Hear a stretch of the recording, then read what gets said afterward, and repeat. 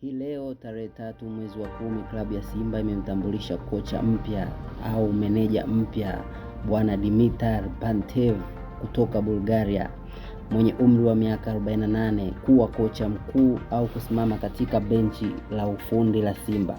Klabu ya Simba imemtambulisha kocha huyo ambaye anatoka katika klabu ya Gaborone United ya nchini Botswana kuchukua nafasi ya aliyekuwa mwalimu wao Fred Davis ambaye ameondoka hivi karibuni.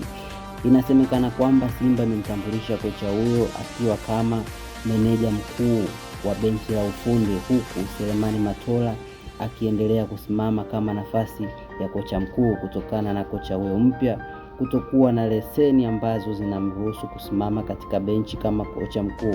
Hivyo basi, klabu ya Simba imemtambulisha kocha wao huyo ambaye anajulikana kwa sifa za kuwa na soka safi, soka la kupendeza kama ilivyoonekana katika mechi ya Simba versus Gaborone iliyopigwa katika hatua za awali za michuano ya CAF. Kocha huyo atakwenda kusimama katika benchi la ufundi kwa mara ya kwanza akiwa na Simba Sports Club katika mechi za ligi zitakazofanyika baada ya mapumziko mafupi ya kimataifa.